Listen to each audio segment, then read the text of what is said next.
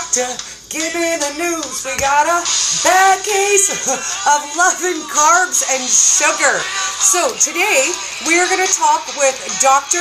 Ken Berry, and we're going to talk about some of the things that we're addicted to and some of the things that might not be all that great for us on keto. So our topic today that we're going to cover is that keto. So we're going to talk about some of the products and some of the recipes that we have available, and we're going to discuss the difference between low carb and ketogenic. And we have a lot of really awesome questions from our group this week. So I'm so excited. As soon as Dr. Ken joins us, we are going to get ready. And we've got questions from our group. We've got some questions from Instagram.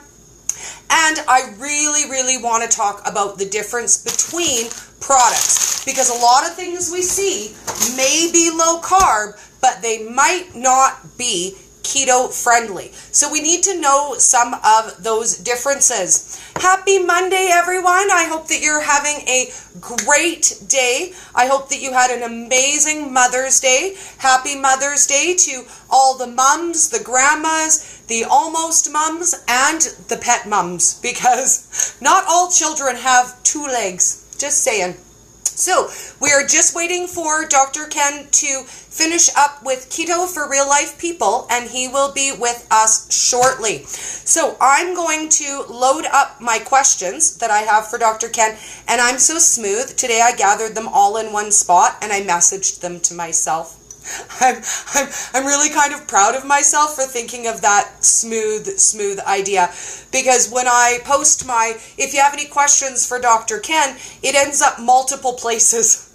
And then I end up chasing around everywhere looking for questions. Okay, a connection between leaky gut and autoimmune. We will definitely ask that for you, Carol. Because you know what? I have a question about that too. Sometimes I get the leaky belly button. Well, I used to. Anyways, pre-keto, that was an issue for me. So if you guys have any questions, I can't guarantee that we can see them as they come up today, but if we don't, we will circle back and we will cover them next week.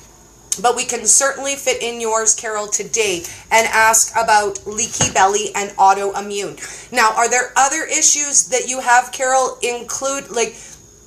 with autoimmune? So if there's any other sidebar questions you have, feel free to pop them in while we wait for Dr. Ken. And, oh, there's Nisha. Hello, Nisha. He is on his way. Yay. We don't mind. He is so worth the wait. We really don't mind. We don't want to rush him. We know that if he's taking extra time with somebody, it's because they need it. And hopefully we get that back too. So we never mind waiting on Dr. Ken. He is well worth the wait. Now, while we're waiting for Dr. Ken, I kind of want to mention to you guys KetoCon in Austin, Texas. I don't know if any of you are planning on going. Hands up, hearts if you're going to go. We're going to be there. So we need to meet you at KetoCon. There's going to be lots of great speakers and lots of really amazing information up for grabs. So I just want to put that out there and say KetoCon. we are KetoCon bound, and I've never been to Austin before, so I'm really super excited to check out Austin, Texas and see what it has to offer. So I'm going to load up my questions for Dr. Ken so that when he gets here, we can hop right in, because we have lots this week. I'm so glad we decided to do it on Mondays. Monday is the best day to get together with Dr. Ken and start a fresh week. I love it. I absolutely love being able to hang out with him on Mondays. Yay, Dr. Ken! There we go. Let's add Dr. Ken. And we're just waiting for him to join. Yay! Happy Monday from the happy land of Dory. Hello, Dr. Ken. Look, I'm too tall again. Oh, look at you. There you are. I need a chair, I think. I've missed you, Dory. How have you been? Oh, I've had such a great week. How about you, Dr. Ken? Very busy, but very good. Very productive week. Was this Sunday Mother's Day in Canada? It was. Canadian Mother's Day was yesterday. We had bacon wrapped steak. It was lovely. Yes. Oh. And I've got the best tip for all your listeners. I'm ready. Okay. One of my last patients today in the office was a school teacher. Okay. And recently, it was Teacher Appreciation Day. Yes. And she's been keto for about 2 months, and she's been having her trials and tribulations. You know, she's went off the plan and come back on. But overall, she's lost about 12 pounds and doing pretty good. But she said, you know, Teachers Appreciation Day, all the kids brought all these treats. Yes. And I felt like an ass telling them, no, I'm not eating that crap. And so she basically had to eat a piece of candy or cake or brownie or cookie from every kid's little thing that they brought. Right. And she said I had stomach cramps and nausea all night long, and I felt like shit for 3 days. Oh. Right? And so I was just sitting there, and it occurred to me, this idea, and I want to share it with you so you can share it with everybody in your groups. Okay. You guys share this with everybody, because this is a great social strategy so that you don't hurt anybody's feelings. Because we don't want to be dicks about this, you know. No. Right. So here's what you do. You start telling your family and your friends, and if you're a teacher, your students, I've got a grain allergy. I can't eat grains. It makes me swell up. Oh, right? Dr. Ken, you're a genius. Yeah, a doctor told me I have a grain allergy. Get it? Me? Right? It'll make you swell. So all the kids are now like, oh my God, Miss McGillicuddy's got a grain allergy. So, Mom, she has a grain allergy. We can't take her cookies. What are we going to? And so then Miss McGillicuddy can say, hey, you can bring me a veggie tray. That'd be awesome. Yes. Right, with full-fat dressing. Or your mom can make me some bacon. That'd be awesome. Oh, right? I like bacon. Right? But so you guys can all start telling your family that you were told by the doctor that you have a grain allergy. So birthdays you can't have cake. You can't eat that. You have a grain allergy. Okay, so your mom won't be mad at you if you don't eat that macadamia nut cake that she always makes. Like, I'm sorry, Mom, the doctor told me I have a grain allergy. That is genius. And you know what? I don't know why I never thought of it. I had a boyfriend who told me he was allergic to mayonnaise because he didn't like it. Right, exactly. And so basically you guys will never hurt anybody's feelings. You won't be that person at the party. And so everybody will wind up actually feeling sorry for you and taking care of you because you have a grain allergy. Oh, poor me. Right. And they're like, oh, no, don't get that to her. She has a grain allergy. And they'll be snatching stuff out of your hand. You'll be like trying to get a bite of cupcake. They'll be like, no cupcake for you. That is pure genius, Dr. Ken. Absolute pure genius. You're welcome. Now, I saw your live this morning. And I want to briefly touch on that because I know not everybody saw your live this morning. But I was shocked by what you were talking about. So can we briefly touch on that before we start with questions? Absolutely. Let's do it. I don't remember what it was. Blame it on my ADD, baby, so you'll have to remind me. Oh, they're going to slowly stop poisoning people. The World Health Organization. Oh my God, I got so triggered. So I was reading the news this morning, and the World Health Organization has acknowledged that trans fats are bad for us, that they're poison, basically, right? That they increase your risk of heart attack, stroke, inflammatory chronic medical conditions. And so they're going to protect us by getting them out of the food supply over the next 5 years. 5 years? At first I was like, yay, WHO, you finally got something right. Now I was like, wait a minute. By 2023, wait a minute, what? So you acknowledge that trans fats are poison for human beings. Oh. And so, but you don't want any of the big corporations to go out of business, so you're going to let them phase them out over the next 5 years. And I was like, oh, hell no, I got to talk about this. That's ridiculous. And so I want you guys to pick up the gauntlet and say, you know what? I want you to go talk to your school board. Yes. I want you to go talk to the hospital board. And I want you to go talk to your local restaurants. And you can print the article out. It was on CNN/health. That's where I saw it. Okay. And take the article and say, look, trans fats are poison. Do you still have any of that in your food? And if they're like, well, I don't know, then you'd be like, you better check. And if they do, they better get that poison out of the food that they're feeding to our children and to our sick people, right? What about the nursing home residents? Are they eating trans fat? Yes. Is that okay? I don't think it's okay. Sorry. That really triggers me. No, you rant, Dr. Ken, because honestly, I feel exactly the same way. I feel like if it's bad and we're admitting it's bad, let's get rid of it now, right now. Why take 5 years? So what would happen, Dory, if I had been slipping a little bit of poison into all my friends' food for the last 25 years. Oh. And the authorities found out that I was putting a little poison in everybody's food. Would they make me phase that out over the next 5 years? Oh, probably. Or would they arrest me on the spot and put me in prison? What would happen with that, right? You see my point? But yet, Yes. Kraft and Kellogg's and Post and General Mills, they can keep doing it for another 5 years because we don't want to affect their bottom line. Right? That's crap. That pisses me off, and that's crap. Let's stand on that soapbox together, Dr. Ken, because as soon as we demand better food, we'll get better food. If we stop buying what's available, then guess what? They're going to produce better food. If we say, you know what, I don't want to buy your poison anymore, maybe make something healthy that's whole foods that I want to eat, guess what we get? We get those options. It is our consumer dollar power. It is our choice what we buy. I guarantee you, Dory, the kids in the U.S. for sure, and probably the kids in Canadian schools too, the only fat that they get is trans fat. I bet they don't get any saturated fat, which is the good kind. I guarantee you all they get is trans fat. So the only fat they're getting is poison fat. Guaranteed. Go check it out. Oh, okay. So let's go to something more positive, and we'll start with questions, Dr. Ken. We got a question on Instagram. Does leaky belly have anything to do with autoimmune? Oh my God, it has everything to do with it. So when you're eating an inflammatory food, okay, like wheat or rice or oats or any processed food or trans fats, it inflames the lining of your gut. Okay. Right?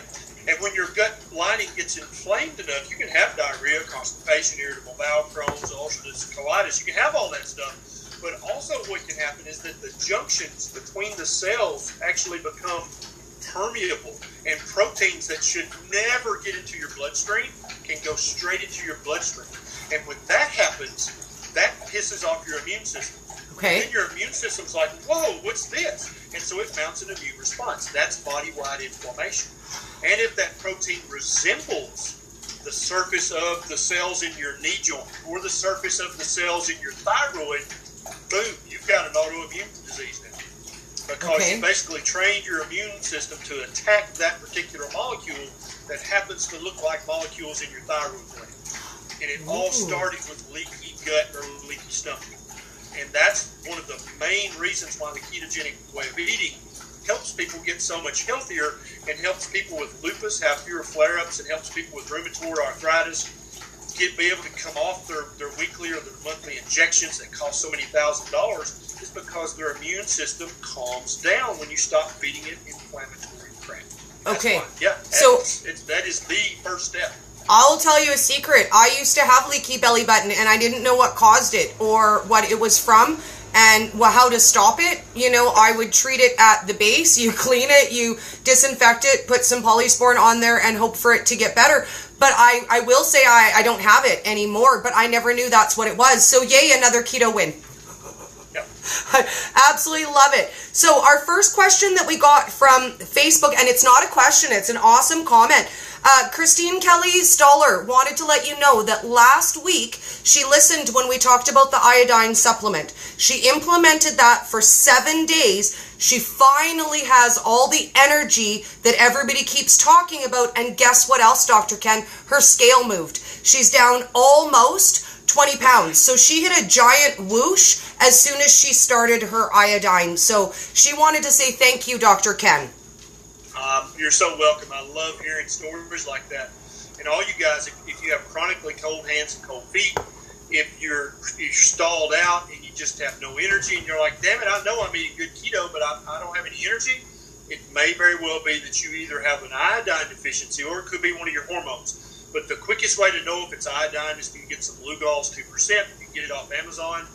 And we've got a link off my Facebook page if you want to go there to find it, or you can just Google it and look for it on Amazon. But 1 or 2 drops per day in whatever you're drinking, and that's going to give you all the iodine that you need. More is not better. Don't use more. Just use 1 or 2 drops. That's all you need. Okay. That's awesome. I love that. Awesome. Now, Donna, my awesome Donna has a question for us. She is 3 years post-menopause, and all of a sudden, she seems to have a reoccurrence of her hot flashes. And she wants to know, is that keto related? Is there something she can do about it? They're morning and night for her. Yeah, and so what's happening is keto is getting your hormones back to the normal level. And when Okay. you go through a certain phase of that with the estrogen, you're going to have hot flashes and night sweats again. It's temporary.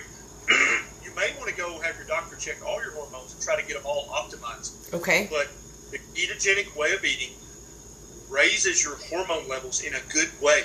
But it also makes the cells that have receptors for the hormones more receptive to the hormones that you do have. And so, yeah, it helps all hormone conditions move towards normal. I'm not saying it cures them. I'm not saying it gets you back to normal, but it moves you towards normal. Okay. Absolutely.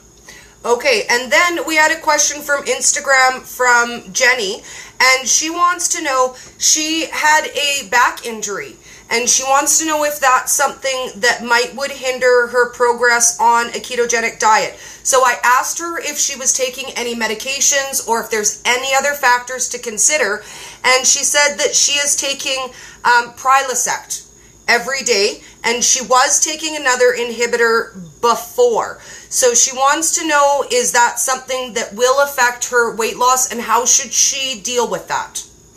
It might a little bit, but mainly what it's going to affect, if you're blocking your stomach acid, if there's a reason God put the acid in your stomach, you have to have it there to absorb your vitamins and minerals. And if you block your stomach acid every day, you're going to wind up with early dementia or early osteoporosis or all these other conditions that the research is coming out now showing. Okay. You gotta figure out another way, either with apple cider vinegar or elevating the head of your bed. You gotta figure out another way to take care of the heartburn and the reflux. And I'll tell you, a lot of people have it every day because they take Prilosec or Nexium or Prevacid every day, and their body gets used to it. Once you stop that, usually after 3 to 5 days, the heartburn just starts to go away, especially if you're using apple cider vinegar or something like that. Now, I got to answer somebody. Somebody said, do I start with 2 to 3 drops of Belugas or do I work up to it? Okay. I said use 1 or 2 drops, not 3 drops. Okay. 1 or 2 drops. 1 or 2. Max of 2 drops of 2%. Don't buy the 5%. Get the 2% and use 1 or 2 drops. Okay. So I was wrong about... advice. That's just me and Dory talking. Awesome. What kind of blocker it is? So it's a different kind of... It's Lyrica. Now, is that some sort of hormone blocker? Absolutely slow down your weight loss. Absolutely. Okay. Now, you may need it if you're having terrible nerve pain. Okay. And this is one of those compromises that people have to decide. How bad is your nerve pain? Okay. You may need your Lyrica. You may be suicidal without it because your pain is so freaking bad. Yes. But if you can decrease the dose, if you can take it less often, or ultimately if you can stop it, your weight loss is going to be so much better. Lyrica and Neurontin. So gabapentin and pregabalin both really slow down your weight loss. There's no doubt about it. Okay. But I have some patients in my office, I tell them this, and they're like, yeah, but I got to have it or I'll jump off the bridge. You don't understand how bad my pain is. I understand that, so I'll prescribe it for them, but they understand this is going to slow down my weight loss or maybe even encourage me to gain weight. Okay. But for most people, if they're eating a strict enough keto, then Lyrica and Neurontin will not make you gain weight. But you just won't lose it as fast. It'll slow you down, yeah. Well, and that's the keto win. You might not lose weight as quickly, but if you were not eating ketogenic, you'd be gaining weight. So sometimes just not gaining weight is a win. That's exactly, oh my God, yes. And so here's the thing. You guys got to understand that women over 40, right, gain a pound or 2 or 3 a year, every year. That's why you wind up weighing what you want. You know what I'm saying? Somebody gain a pound a month after 40. And so just the fact that you guys are not gaining weight is a big win. If you're over 40, that's a win right off the bat. Yes. Now, I understand you don't want to just win. You want to win big and lose weight, and you can do that. But just the fact that you're not gaining weight, that's a big damn deal if you're over 40. Well, and sometimes the scale doesn't show. Like, my scale still says I'm up, but I'm down another pant size. I have all these brand new curves I didn't see before, and my body is starting to tighten, and like I'm starting to lose this here, and all these things are changing in my body, even though the scale says I'm up, and I say bite me scale, because you don't know. The scale doesn't measure dead sexy, Dr. Ken. Yeah. After a certain point, you've got to start listening to the blue jeans. What do the blue jeans say? Yes. You're doing a good job. Yes. Excellent. Okay, then we had one more really good question from my Facebook group, and we want to know about her daughter. Her daughter is 10. She would really like to transition her to a ketogenic diet. Now, she has a couple of issues. Number one, she's on ADHD medication, which has caused her to lose weight, and she's already severely underweight. So that's mom's concern number one, is she's lost 5 pounds and she can't afford to. But she wants to know, is there, how can she transition her to start, number one, and number two, will she eventually be able to back off her medication if she switches her fully? Yeah, I was going to say the ultimate goal for this mom should be to use keto to treat the ADD, so she won't need the amphetamine that she's taking now that's making her lose weight, because it's legal speed. That's what it is. It's an amphetamine, and so the ketogenic diet is never going to make you lose under your ideal body weight. A lot of people don't get that. That's a very important concept. If this is your ideal body weight and you're overweight, it's going to make you lose towards it. You're never going to go past that and keep losing until you weigh 20 pounds. And so if this is your ideal body weight and you're underweight, keto can actually help you gain weight. Yes. Okay? What it tries to do is move you towards your ideal body weight. That's what it's trying to do. And so, no, it's not going to make her lose more weight by eating keto. It's going to it's going to encourage her to move towards her ideal body weight. Now, I don't know how it is in Canada, but in the U.S., there are so many fat kids that if a kid is normal size, they look too skinny to many parents. Yeah. You know what I'm saying? And so it's quite possible this girl's not too skinny. It's just that she's normal and she looks skinny compared to the other kids. That may be what it is. I'd have to know more details to know. But the ultimate goal would be to slowly transition her to keto and then slowly wean down and stop the ADD medicine, obviously with your doctor. Obviously, you wouldn't want to do that without a doctor's consent. We would never recommend somebody do that without a doctor's consent. Now, I wanted to touch on an actual topic today, Dr. Ken, because it's something I came across, and I'm going to tell you a little story, and it wasn't from my group, but somebody else. I came across a debate, and they were having a debate about ketogenic ice cream. And they were debating what one is and what one isn't. And this was the response at the end that made me laugh. And the lady said, technically, being keto is staying in ketosis. So if I can eat it and stay in ketosis, that makes it ketogenic. And I was like, well, not really. It makes it low carb and it makes you lucky. But it does not, wanting something to be a ketogenic product does not make it. So I wanted to talk about the difference. So that's why I don't really stress being in ketosis so much. And definitely that's why I don't stress peeing on sticks or checking your blood for ketones or the breath, because if you're taking enough exogenous ketones, you can eat Doritos and be in ketosis by looking at the strip. Right? And so I can promise you, if you're eating ice cream and you're eating Doritos, you are not in ketosis. Ketosis is the condition of your liver making ketones. That's what ketosis is. Just because you're peeing on a stick and it turns purple, that does not mean you're in ketosis. If you're not eating the ketogenic diet, I'm sorry, that's just not how it works. You're fooling yourself. Yes. To my knowledge, there is no ketogenic ice cream in any grocery store in America or Canada. Maybe if so, send me a screen, take a picture and send it to me. Now, if you make your own ice cream at home and you use heavy cream, stevia, and a few blueberries, you can make a ketogenic ice cream, but you're not going to buy it at the store. I bet you're not going to buy it at the store. So this is what I do. I take half coconut cream, half heavy whipping cream. I add my sweetener, I add my flavors, and then I make ice cream sandwiches. I put nuts on the bottom, add bacon, chocolate, whatever, and I make mine. But I did go take a look at, because I haven't been tempted to buy it. But I actually saw Halo Top at my local grocery store.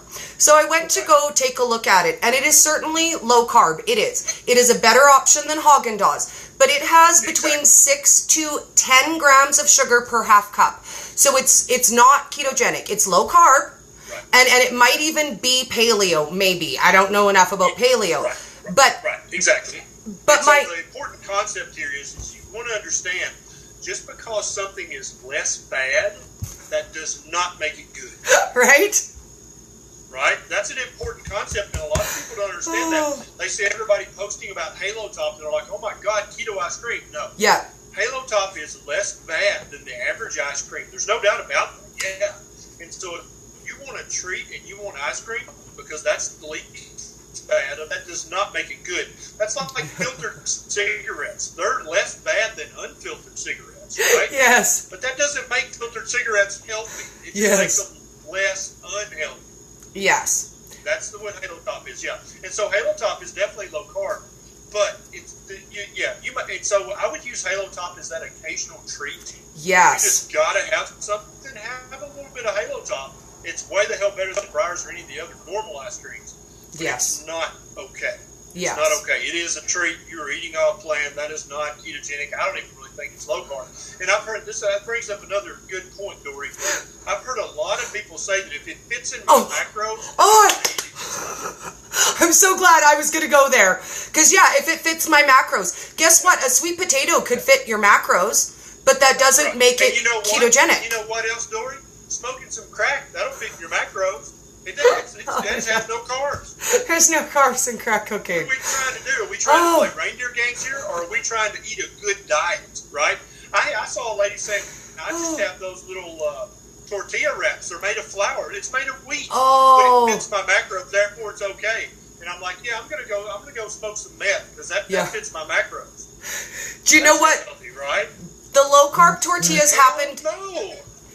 It happened in my group, and a lady posted, and she said, well, you know what? It's the same as fathead dough. It's the same amount of net carbs, but it's not because it's ingredients. Ingredient number 1 is wheat. So that makes it low carb, not keto. So let's kind of touch on that before we finish out, because low carb means you're lowering carbs, but keto also eliminates certain ingredients. So let's maybe touch on those. Right. That's why the ketogenic diet is the most uninflammatory diet that human beings have ever discovered or rediscovered. That's why it's so much healthier, is because not only are you eating good foods, good whole foods, but also you're eating foods that are not inflammatory. And I don't care who you are, drinking milk is inflammatory and eating wheat is inflammatory. And you may not be eating enough that you can detect it consciously, but I promise you it's happening in your gut. Bet. Yes. Yes, and on that note, I'm going to say as we start to listen to our bodies, we start to discover additional things. You know, I discovered I can't have peanuts or peanut butter, and I never saw that coming. So I just want to say, listen to your body, take the signals that come, and I'm going to quick scroll and see if we got any comments, any quick questions on my Facebook, because we're live there too. Okay. And then we'll do that as our closing out. And you know what? I'm going to say it's a comment, not a question, but let's cover this a little. Some people are missing the point, Dr. Ken, that it's not about losing weight to get healthy. It's about getting healthy to lose weight. So they kind of go hand in hand. Yes. But it is, okay, so there are many people who are holding 20 pounds above their ideal body weight that are perfectly healthy. Yes. Their insulin level is fine. Their blood sugars are fine. They're, as far as any metric that we can check as a doctor, they're healthy. So, and I think some people of Nordic intellects, and that's not necessarily a sign of poor health. Other people can be skinny and be super unhealthy. Skinny on the outside. We've all heard that. Yes. So you really, the whole point of this is that you're building your body out of what you're eating. And so if you want to eat low-carb flour tortillas and Halo Top, and if you're proud that your body's built out of that and you want to depend on that for the next 50 years, then go ahead, eat that. But I ain't going to do that, okay? I want my body to be made out of the best organic whole foods that I can afford. Yes. And that's what I'm going to do, because when I'm 50, when I'm 60, when I'm 70, I still want people to be going, ooh, who's that, right? Ooh, hello. Just like they do when they see Dory and that hair, they're like, whoa, yeah. I want to be the sweet young thing at the seniors' home. Yeah, that's a marker of health, is when people are saying that about you. That means you're healthy, because the human eye is trained. That's what we find attractive, is healthy. and 5 pounds overweight, or you can be 5 pounds underweight and still be very, very healthy. But that's what we're trying to be healthy. Yes. Yes. Thank you so much for lightening our Monday load again, Dr. Ken. And we look forward to seeing you next week. Yes, I'll see you next week, Dory. Yes. Have a great week. Take care. Are you gonna dance us out? I am. We're gonna listen to what we were listening to at the beginning, and we're gonna dance just a little. Not too much, because it's Dr. Ken, but just a little.